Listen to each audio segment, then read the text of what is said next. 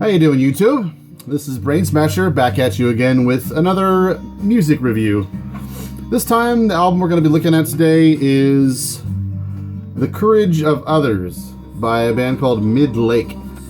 I picked this up yesterday in a record store used, and it just struck me because it's been a long time since I listened to this album, and I had totally forgotten about it, and just, the second I saw it, I was just like, holy shit, I love this album. I downloaded it many, many years ago, liked it quite a bit, but never really got around to buying it, so it's so great just to have a copy of it and to revisit it again. What this is, if you're not familiar, I guess, with Midlake, sort of like a acoustic folk rock band, I suppose. Not really the kind of thing I ever listened to on the regular. In fact, I don't really know anything about this kind of genre, and I don't know how I ever even found out about it. Maybe I was thinking one good resource for music, for me anyways, is there used to be this blog called Hammer Smash Sound, and it's a fucking great blog run by a friend of mine, Harold. I hope you're watching, Harold. But there's tons of reviews and interviews with a lot of great bands on there, a lot of kind of like post-black metal bands. And one of the things that he would do on there is have artists have featured playlists on there. I had a featured playlist on there one time. I think Fenris from Darkthrone even had one on there. Just all kinds of different eclectic metal personalities would have playlists on there.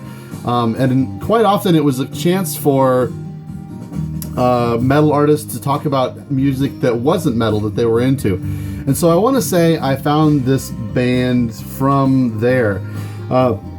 So I did go ahead and check out this band's other albums. The one before this, not so hot. It seemed like they were really building up to a brilliant album.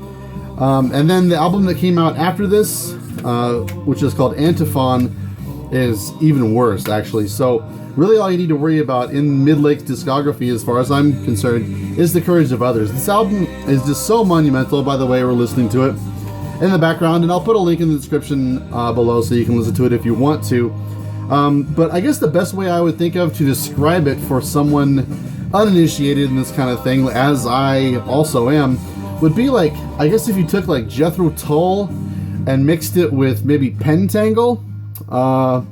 But the thing is, with Jethro Tull and a lot of this other kind of like 60s, 70s psych folk rock kind of things, is I find that their tonality and just the overall style of the music is just really happy.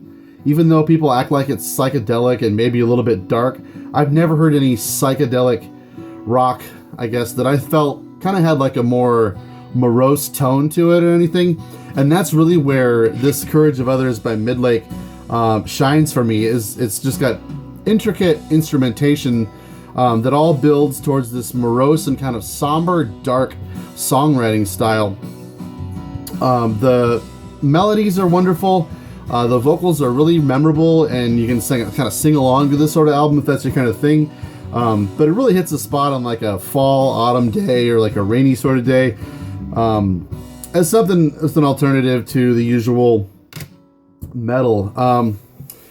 I guess I did a little bit more reading up on them. One of the things they said they were trying to sound kind of like a band called Fairport Convention, and also another band called the Incredible String Band, which I'm not familiar with either of those, but I guess I like to hear what kind of bands, if they feel like they're stepping towards a pronounced style, I like to hear about what that kind of thing is, because then sometimes if I like this Midlake, what would a more well-known, I guess, version of this be, or something that's a little more authentic if they're trying to like recreate a style more modernly.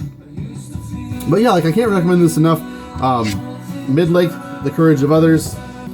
The album itself plays through really well. There's a couple of great songs at the beginning of the album, and a lot of times, like, I find myself my interest in an album will kind of slough off after a couple of good songs or so. Some bands just like can't write a fully good album, but I feel like this album through and through has good songs, memorable songs, and enough variety to keep me listening to it. In fact, I've been listening to it nonstop since I put it in yesterday. I probably listened to it like 3 times in the last almost 24 hours now or so. Never really got sick of it. The instrumentation on it is really great. There's a lot of like, it's mainly acoustic guitars, but there is a little bit of kind of like light fuzzy guitars in a way, distorted guitars. A little bit of violin here and there. There are a lot of flutes involved. Like I said, there's the comparison to Jefferson Airplane or Jethro Tull in there could be made. But really, like, the main point of this is just the great vocals. The well-produced vocals really just drive the songwriting home and make it a really memorable and effective listen.